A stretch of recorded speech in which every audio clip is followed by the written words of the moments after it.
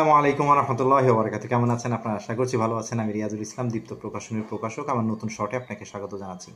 আজকে খুবই গুরুত্বপূর্ণ একটি বিষয় নিয়ে কথা বলবো। সেটি হলো, যারা আসলে বলছেন যে দীপ্ত প্রকাশনী আসলে এত বড় করে বলছে, আবার এত ছোট পরিসরে তা বইমেলাতে অ্যাটেন্ড করছে, কারণটা কি?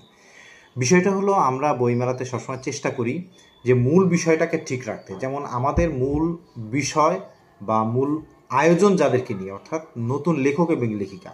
তো আমি যদি বইয়ের পিছনে ইনভেস্ট করি টাকা, তো এই ক্ষেত্রে দেখা যায় যে আমার কিন্তু যে বইমেলাটা আমরা অংশগ্রহণ করছি, এখানে পরিসরটা কিন্তু ছোট হয়ে যাচ্ছে।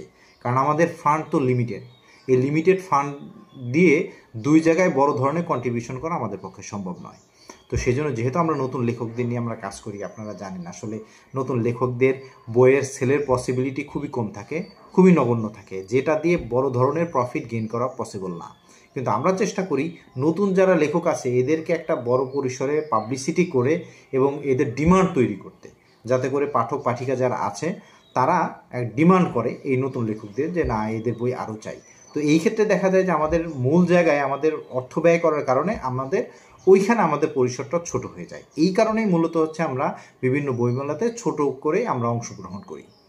তো কিন্তু আমাদের এই ক্ষেত্রে দেখা যায় যে প্রচার প্রসারটা, যেমন ভিডিও বার্তার মাধ্যমে, ইউটিউবের মাধ্যমে, টুইটারের মাধ্যমে, বিভিন্ন প্ল্যাটফর্ম আমরা ব্যবহারের মাধ্যমে, ডিজিটাল মার্কেটিংয়ের মাধ্যমে প্রচার প্রসার করি।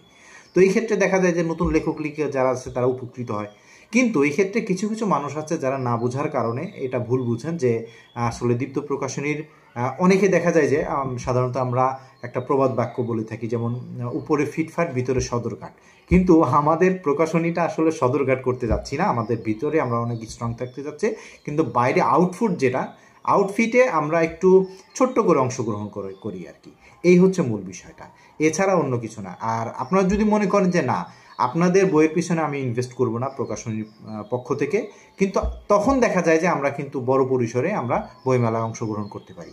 এই ক্ষেত্রে বইমেলার যে বিষয়টি আছে, আমি সবসময় বলি নতুন লেখক লেখিকাদের জন্য বইমেলাটা মুখ্য করলে এতে তাদের ফায়দাটা বেশি হয় না। কিন্তু হ্যাঁ, দেখা যায় যে বিভিন্ন ধরনের ভিজিটার যারা আছেন তারা দেখা যায় যে বইটা নেবেন, বইটা নেওয়ার পরবর্তীতে কিছু পৃষ্ঠা উল্টে দেখবেন যে বইয়ের লেখা কেমন, মান কেমন, এটাই হচ্ছে আপনার উপকৃত হচ্ছেন আপনি। আর এছাড়া আপনার পরিসরে যারা আসে তারাই কিন্তু বইটা ক্রয় করছে, নতুন যারা আছে তারা কিন্তু অল্প পরিমাণে ক্রয় করছে।